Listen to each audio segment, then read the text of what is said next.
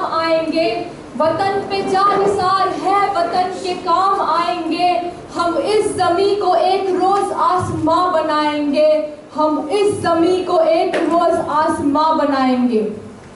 सरहद पर खड़ा हुआ जवान देश के लिए मरता ही नहीं, जीता भी है। वह देश के लिए रोता ही नहीं, हंसता भी है। वह देश से प्यार ही नहीं करता, उसमें अपना विश्वास और एहसास भी समेटता है।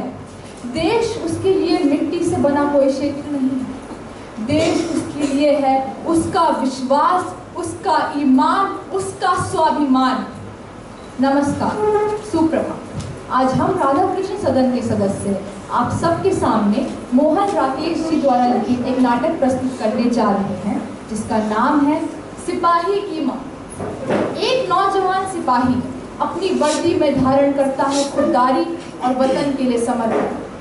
अपनी सरजमी के लिए जीते जीते कब वह अपने अपनों को, अपने आप को, यहाँ तक कि अपनी जन्म देने वाली माँ तक को पीछे छोड़ देता है, शायद उसे ये खुद भी नहीं पता चलता है। कुछ इन्हीं भावनाओं के साथ बंधा हुआ है हमारे सिपाही का किरदार मानव, जिसकी राह देखती है उसकी बूढ़ी माँ बिजली और एक छोटी बहन मुन्नी। तो प्रस्तुत है हमारे नाटक का प्रथम दृश्य।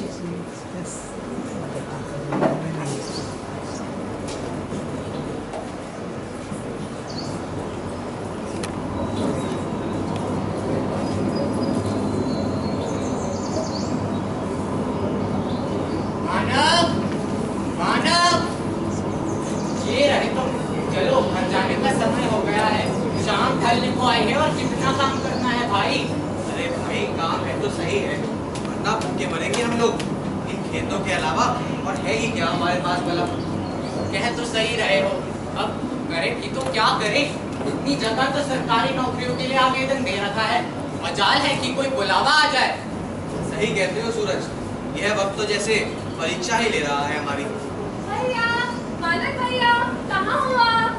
भैया, अरे ये रहे आप। मानक भैया, ताऊ वाले चाचा आपके लिए चिट्ठी देकर गए हैं, खोलो ना। अरे ठहर जा मुन्नी, हर समय हड़बड़ी में रहती है, जाने कब बड़ी होगी तुम। अरे भैया, बड़े होके मुझे करना भी क्या है? मैं तो आपकी एक छोटी सी, प्यारी सी, भोली सी मुन्नी ही हूँ। वो सब तो ठीक है, अगर तुम भाई बहन का लाड प्यार पूरा हो गया हो तो पत्र भी पढ़ लो। लो भाई सूरज, तुम नौकरी की बात कर रहे थे और नौकरी लगी है मेरी। लेकिन ये क्या सूरज, तो फौज में नौकरी लगी है, मुझे ट्रेनिंग के लिए बुला रहे हैं और वहाँ से जंग के लिए भी भेजेंगे। भैया, क्या ये चिट्ठी में लिखा है? हाँ मुन्नी, यही लिखा है। लेकिन तू मेरी बात सुन, माँ को ये सब मत बताना, वे बेकार में ही चिंता लेंगी। उनको सिर्फ नौकरी की खबर देंगे हम। ठीक है भैया, जैसा आप कहें। चलो सूरज, चलते हैं। रघुपति राघव राजा राम। माँ, कहाँ हो माँ? माँ, अरे ये तो माँ, क्या हुआ?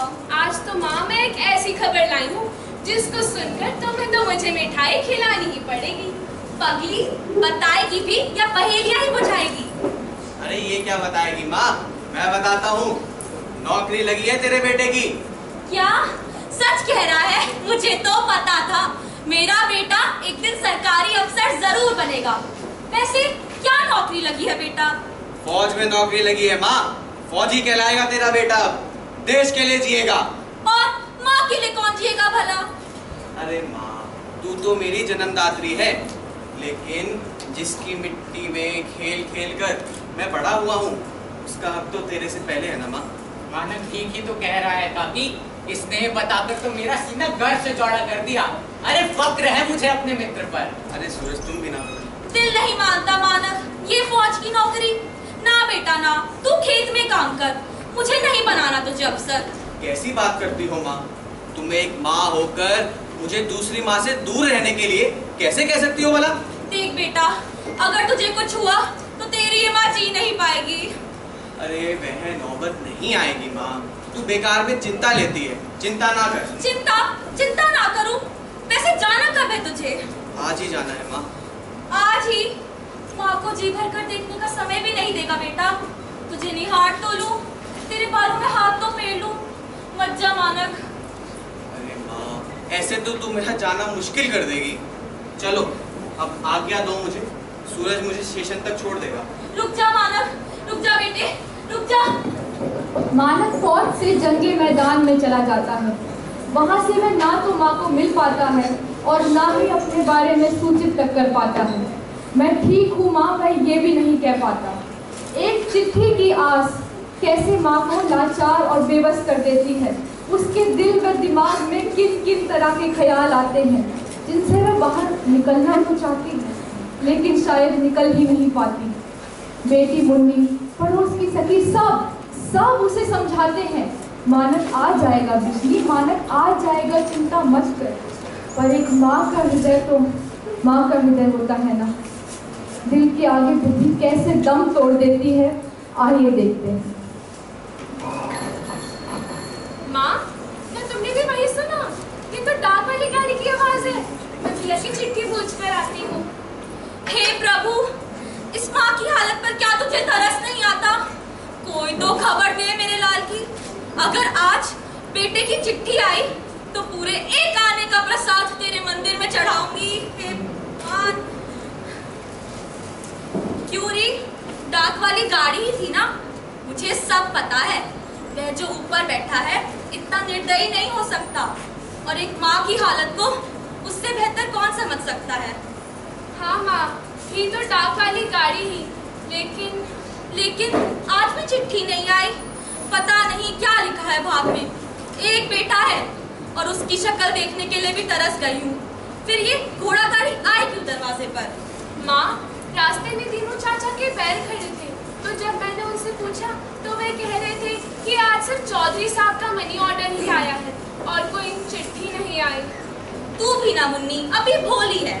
ये मुँहे रास्ते में ही दबा देते हैं ताकि मेहनत कम लगे। अब इनका कौन है फौज में जो ये चिट्ठी की अहमियत समझे? मेरा मानक ऐसा नहीं कर सकता। उसकी चिट्ठी हर 15वें दिन पे आ जाती थी। पता नहीं क्या पहाड़ टूट पड़ा है कि माँ को 2 अक्षर तक ना लिख सके। माँ, मुझे लगता है कि भाई की चिट्ठी अगले मंगल को जरूर आएगी। तू तो हमेशा मंगल कहती है मुन्नी। पता नहीं क्या लिखा है भाग में। एक बार इसे घर आ जाने दे, नहीं भेजूंगी वापस। ये क्या कह रही हो माँ? एक माँ कैसे एक बेटे को दूसरी माँ से दूर रख सकती है? रुक, मैं तुम्हें समझाती हूँ। देश से है प्यार तो हर पल ये कहना चाहिए, मैं रहूं या ना रहूं, भारत ये रहना चाहिए।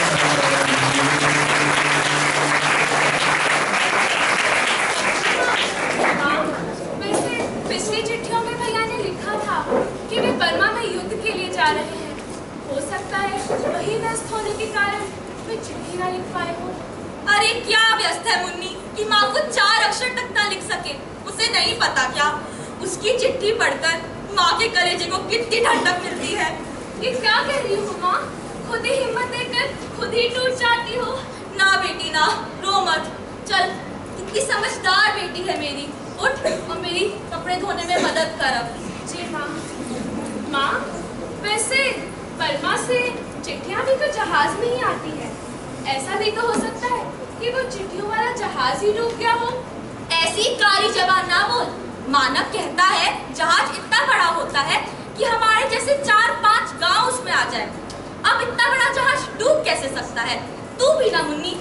पगली है पगली। माँ, लेकिन चौधरी चाचा तो ये कहते हैं कि रोज कोई ना कोई जहाज डूब जाता है। ये चौधरी वीना एक लड़ाई में क्या हो आया, अपने आप को तोप समझने लगा है। उसे तो ये लगता है दुनिया भर का सारा ज्ञान उसी में समा गया हो। ये चौधरी वीना पूरा बावरा हो गया है, बावरा। सही कह रही हो माँ। विष्णी, अरे ओ विष्णी, कहाँ है बहन? आ कुंती, आ। और बहन सब ठीक? आज भी कोई चिट्ठी नहीं आई है विष्णु। कहा, लगता है मेरा बेटा मुझे भूल ही गया है। तेरे लिए चाय बनाऊं? वैसे सुना है बर्मा में बड़े जोर की लड़ाई हो रही है। तुझे तो पता है ना यहाँ से कौन होकर आया है बर्मा। अब लड़ाई का हाल वहाँ वालों को पता होगा कि यहाँ वालों को। बेचारा जल्दी घर वापस आए और आकर बहन के हाथ पीले करे। आखिर सारी सहेलियां तो एक एक करके चली ही गई। बस अब इस बैसाख में मेरी धन्नो भी चली जाएगी। 2 महीने में सब करना धरना है। अब ऐसा लगता है जैसे सारा सामान विलायत चला गया हो, क्योंकि इन्हें तो कोई सामान ही ना मिले। तू बता, तूने इसके लिए अभी तक कोई वर्कर नहीं देखा? वर्कर देखकर क्या करना है कुंती, एक बार मानत आए तो कुछ तैयारी करे। तुझे तो पता है ना लोगों के हाथ कितने बड़े हुए हैं। पर तू देख तो सही, आखिर 14 की तो हो ही गई है। अब नहीं तो कब ब्याह करेगी? मेरी धन्नो का तो 13वां चल रहा है, पर लोगों ने तो जान खा रखी है। लड़की मुठियार हो गई। भला ये भी कोई बात है? अब बस इसे जल्दी से विदा करूं। पर यह भी तो है कि मानव कब तक वापस आता है? नहीं, 4-6 महीने में आ जाएगा। कह गया था जल्दी से जल्दी छुट्टी में मिलने के लिए आएगा। अब तो उसे गए भी 7 महीने हो गए हैं। हाँ, शायद 4 या 6 महीने। देख विष्णु, जंग का मुख मतलब शेर का मुख होता है, और शेर का मुख भला किसी ने सूंघकर देखा है? लड़की तो बैठे बैठे तार हुई जा रही है। तू कहे तो मैं उसके लिए कोई वर्कर देखूं? अब पता नहीं, मानव साल भर में या 6 महीने में वापस आता है। सही कहती है। मुन्नी की माँ, अरे ओ मुन्नी की माँ, कहाँ मर गई? आज तुमने हद ही कर दी। किस बात की हद हो गई करम चले? इतना हाफ क्यों रहा है? तू चल और देख अपनी आंखों से। क्या हुआ, कुछ बताएगा भी? हाय घुटनों का दर्द। बात क्या है? ये लड़ाइयाँ कितने घर बर्बाद कर देती हैं। देख उन लड़कियों को, वे कितनी दुखी होकर खाना ढूंढ रही है। अरे ये लड़कियां तो कल ही गांव में आई हैं। बेचारियां सर ढकने के लिए एक आसरा ढूंढ रही हैं। राम माँ जी, राम राम। राम राम राम राम। माँ जी, थोड़े से दाल चावल दे दो, भगवान आपका खूब भला करेगा। हम रिफ्यूजी है माँ जी, बड़ी दूर बर्मा से भूखे प्यासे आ रहे हैं। हम लोग रंगून से है माँ जी, हजारों लोग वहाँ से घर बार छोड़कर चले आए हैं। हम एक घर की 10 औरतें यहाँ से 3 मील दूर एक पुरानी धर्मशाला में पड़ी हैं। मेरे 2 भाई रास्ते में मारे गए, तब से हम घर घर भटक रहे हैं माँ जी। खाने को थोड़ा दाल चावल दे दीजिए, आपकी जान को दुआ लगेगी और आपके बच्चे सलामत रहेंगे। पर बेटा, लगते तो तुम सब अच्छे घर के हो, फिर कोई काम क्यों नहीं कर लेते? यूँ भीख मांगना तो अच्छी बात नहीं। जब घर था तब की बात तो और थी माँ जी, अब तो सब उजड़ गया है। हम जब तक अपने पैरों पर खड़े होंगे, हमें जिंदा भी तो रहना है, इसलिए भीख ही अब एक सहारा है। हमारे मुल्क में तो रोज गोलीबारी होती है, आप तो कितने स्वर्ग में रहती है माँ जी। हमारा तो पूरा मुल्क तबाह हो गया, बड़ी मुश्किल से उस जंगल के रास्ते से जान बचा कर आए हैं। क्या कहा? जंगल के रास्ते से? सुना तूने कुंती? फौजी भी तो वहाँ से भाग कर आ सकते हैं ना। फिर मेरा मानव क्यों नहीं आता? बहुत याद आती है उसकी। ऐसा ना हो जब तक मैं अपने बेटे से मिलूं मैं जिंदा ही ना रहूं। शुभ शुभ कहिए माँ जी, आपकी खूब लंबी उम्र हो। क्या आपका बेटा भी फौजी है? हाँ बेटा, हाँ फौज में है बेटा। अब तो उसे सिर्फ धरती माँ याद है, अपनी जन्म देने वाली माँ नहीं। आंखें पथरा गई है रास्ता देखते देखते। पता नहीं क्यों मैं जंगल के रास्ते से क्यों नहीं आ जाता। ये क्या कह रही हो अम्मा? एक फौजी भाग नहीं सकता, भला उसे पीठ दिखाकर भागना कैसे आएगा जो सीने पे गोली खाने का हौसला रखता हो। आप घबराओ ना माँ जी, आपका बेटा आ जाएगा। आपके बच्चों की खूब लंबी उम्र हो माँ जी, हमें 2 मुट्ठी चावल दे दीजिए। यहाँ हमारे खाने को तो चावल नहीं, आपको कैसे दे दे बेटा? ना कुंती ना, ये भी तो बेटियां ही हैं। थोड़े में से थोड़ा खा लेंगी तो क्या चला जाएगा। जा मुन्नी, 2 कटोरी चावल ले आ। जा मुन्नी, जा बेटा। जी। और बेटी यहाँ से बर्मा कितने दिन का रास्ता है? दिनों का हिसाब नहीं माँ जी, पहुँच जाए तो महीना 20 दिन और नहीं पहुँच पाए तो कभी नहीं। इतना डरावना जंगल है और भयानक, जानवर की बोटी भी देखने को ना मिले। ऊपर से ये भी नहीं पता कहाँ दुश्मन की फौज मोर्चा संभाली खड़ी हो। हाय रे हाय, मेरा बेटा तो वापस आ जाएगा ना कुंती। तू चिंता क्यों करती है बिश्नी? ये भी तो आखिर बच्चियां ही है, इन्हें कहाँ सारी समझ। तू देखना, मानव जरूर वापस आएगा और जल्द वापस आएगा। डरो ना माँ जी, आपका बेटा जरूर आएगा। हाँ माँ जी, हाँ। ये लो बेटा, जरूरत हो तो वापस आ जाना। धन्यवाद माँ जी, दुआ करेंगे आपका बेटा सही सलामत रहे। राम राम राम राम राम। माँ, मैं कह तो रही हूँ कि अगले मंगल को भाई की चिट्ठी जरूर आएगी। जितनी चिंता हमें उसकी होती है, उतनी चिंता उसे भी तो होती होगी ना हमारी। मैं कब कहती हूँ मुन्नी, उसको हमारी चिंता नहीं है। बस 2 अक्षर लिख दे, मैं ठीक हूँ माँ। कितना समय जाता है इसमें, तू ही बता कुंती। माँ, लेकिन ऐसा भी तो हो सकता है कि भैया छुट्टी लेकर ही वापस आ रही हूँ। तेरा दिल ठीक कहता है मुन्नी, अगर उसकी चिट्ठी नहीं आई वह खुद आ जाएगा। बिल्कुल माँ, देखना भाई मेरे लिए सच्चे मोतियों के कड़े लाएगा। कहकर गया था कि मेरे ब्याह के लिए सारे गहने बर्मा से लाएगा। चल बिश्नी, अब मैं भी चलती हूँ। कल मिलते हैं कुंती। कल मिलते हैं। शुभ रात्रि बिश्नी, अभी चलता हूँ। शुभ रात्रि मुन्नी बेटा। शिवरात्रि लीनू। चलो माँ, अब काफी देर हो गई है, हम दोनों भी सो जाते हैं। आ जा। इंतजार उनके आने का खत्म ना हुआ, इंतजार उनके आने का खत्म ना हुआ। हम हर एक आहट में उनको भी ढूंढते हैं, हम हर एक आहट में उनको भी ढूंढते हैं। मानव की याद में माँ बिश्नी इतनी टूट चुकी है कि हवा चलती है तो उसे मानव की आहट सुनाई देती है। हर हंसते चेहरे में मानव की हंसी सुनाई देती है, हर रोते इंसान में मानव रोता दिखता है। कुछ इसी तरह के पशुपेश से जूझते हुए जब उस रात बिश्नी सोती है तो उसे स्वप्न आता है कि मानव उससे मिलने आया है। आखिर उसका बेटा उससे मिलने आया है, पर क्यों, कैसे और आखिर किन परिस्थितियों में जाकर एक बेटा माँ से मिलता है? चलिए देखते हैं। माँ, माँ, मानव, मानव तू आ गया। मानव, मानव, मानव, मानव, बेटा। माँ, माँ, क्या हुआ तुझे? ये क्या हुआ बेटा? माँ को बता, क्या हुआ? मैं घायल हूँ माँ। मेरे पीछे अभी भी दुश्मन लगा है, उसने मुझे बहुत गोलियां मारी माँ। माँ, कौन दुश्मन बेटा? तेरा कौन दुश्मन हो सकता है? वो माँ जिसे मैंने बहुत गोलियां मारी, लेकिन मैं मरा नहीं माँ, अभी भी जिंदा है वो। वह मेरे पीछे लगा है माँ, वह मुझे मारना चाहता है। तू मुझे बचा ले माँ, बचा ले मुझे। तू मानव चारपाई पर लेट जा, मैं तेरे लिए दूध लाती हूँ। नहीं माँ, दूध नहीं, पानी चाहिए मुझे। और तू देख, हाँ मैं आता ही हूँ। हाँ। देख उसे अंधेरे में देख। अरे उसे क्या बता, मेरे सर पे कितनी जिम्मेदारियां हैं। अरे बहन का ब्याह करना है मुझे, माँ के बुढ़ापे की लाठी भी हूँ मैं। तू देख माँ, मैं आता ही होगा। देख कोई नहीं है, देख। कोई नहीं। तू यूं ही घबरा रहा है बेटा, उठ चारपाई पर लेट जा। नहीं माँ, पानी। हाँ बेटा, पानी ला रही हूँ। पानी बेटा, हाँ पानी हाँ बेटा, पानी। ये ले, घूट कर करके पीना। मेरे हाल पानी पेट पे लगता है, पहले कुछ खा तो लेता। अरे माँ, भूख मर गई है मेरी, अब भूख नहीं लगती मुझे, सिर्फ पानी चाहिए। तू देख माँ, मैं आ गया माँ, देख उसे माँ, देख मैं आ गया। कहाँ है वो ऐसी जिंदा? कहाँ है? अच्छा,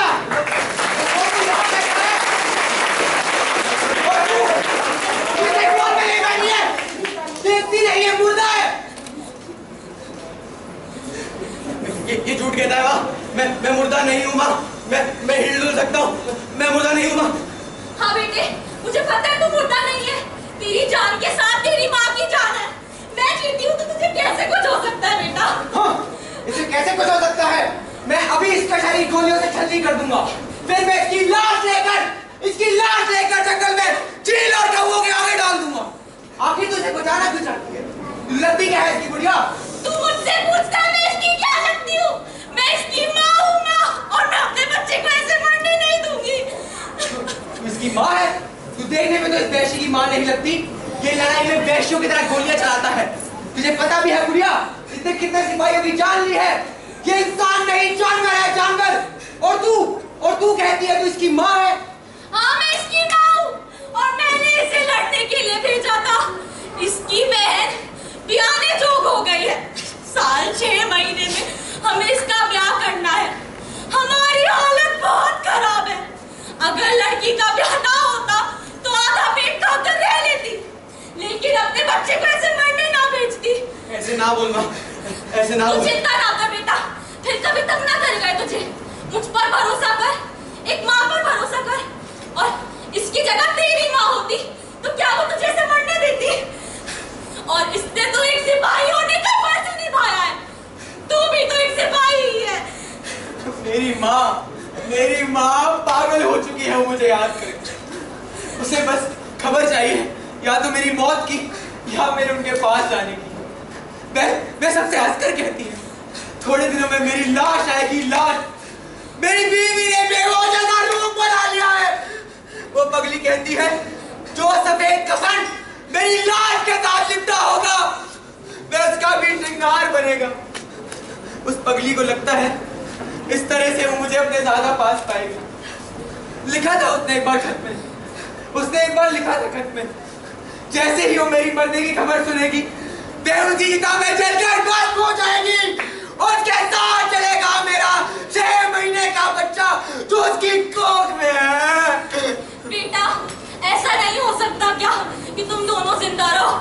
जंग तो चंद रोज होती है, जंग तो चंद रोज होती है, जिंदगी बरसों तलक रोती है।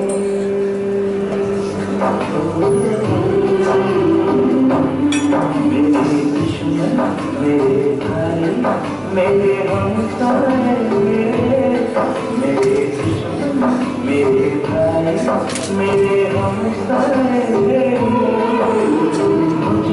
मुझसे हम दोनों से ये कहते कुछ कहते हैं, बर्बादी के सारे मंजिल कुछ कहते हैं।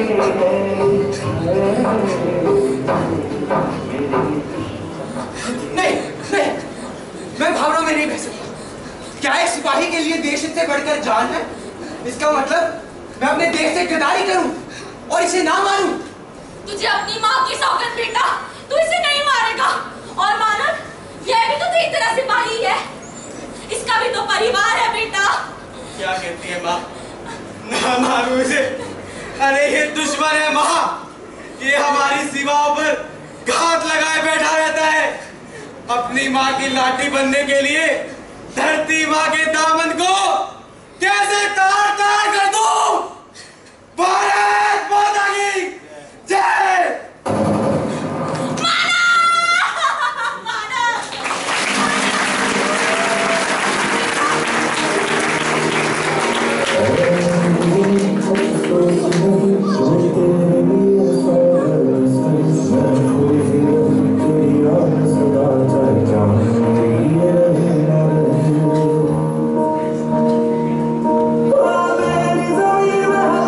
मेरी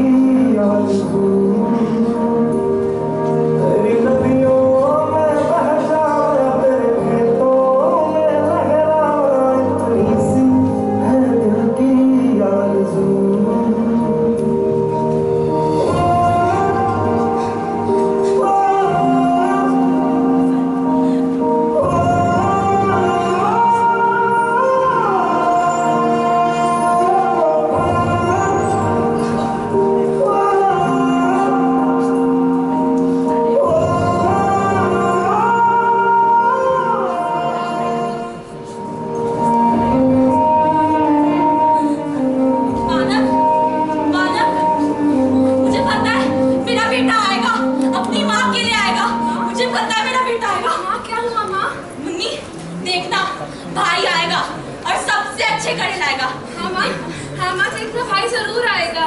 हाँ। जंग तो चंद रोज होती है, जंग तो चंद रोज होती है, लेकिन जिंदगी बरसों तलक रोती है। यह एक एक शब्द जितना सच्चा और कड़वा है, शायद शब्दों के माध्यम से बताया ही ना जा सके। अपने बच्चे की मृत्यु का स्वप्न देखने के बाद भी बिशनी का विश्वास अड़िग है, एक माँ का विश्वास अड़िग है कि उसका बेटा आएगा, बहन की शादी करेगा और दुनिया के सबसे खूबसूरत कंगन में अपनी बहन के लिए लाएगा। वह सिर्फ धरती माँ की ही नहीं, अपनी जन्म देने वाली माँ की भी सारी इच्छाएं पूरी करेगा। मानव की ये कहानी तो सिर्फ एक उदाहरण है कि कैसे एक सिपाही का परिवार अपने पिता, पुत्र, भाई या सखा के बिना एक एक क्षण बिताता है। मानव जैसे कई नौजवान, सैकड़ों नौजवान साल के 365 दिन और दिन के चारों पहर देश सेवा में तत्पर रहते हैं। हम सब अपने घरों में चैन की नींद ले पाते हैं क्योंकि मानव जैसा कोई नौजवान, हमारा सिपाही, हमारा रक्षक सरहद पर तन कर खड़ा है। तो आइए इस समर्पण को आज नमन करें और मिलकर हम सब देश के वीरों को एक सच्ची श्रद्धांजलि अर्पित करें। जय हिंद, जय भारत।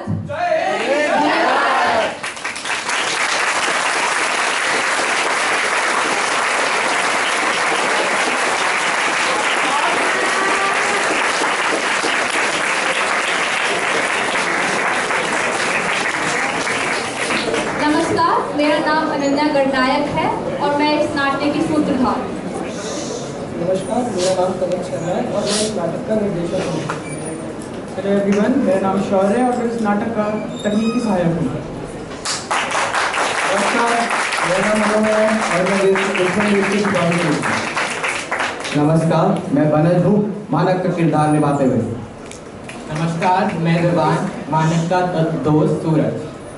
नमस्कार, मैं जय, गिरी के किरदार में। नमस्कार, मैं सुदीक्षा, मुन्नी और मानक के माँ के रूप में। नमस्कार, मैं जूही, मानव की छोटी सी बहन मुन्नी के रूप में। नमस्कार, मैं जानवी, कुंती के रूप में। नमस्कार, मैं कशिश, रिफ्यूजी के रूप में। नमस्कार, मैं पूर्वी, रिफ्यूजी के रूप में। नमस्कार, मैं माही, रिफ्यूजी के रूप में। नमस्कार, मैं गुंदीप, दिव्यांग के रूप में। नमस्कार, मैं चायवी, मैं नित्यांगना के रूप में। नमस्कार, मेरा नाम मेघना है, मैं नित्यांगना के रूप में। That was indeed a so very performance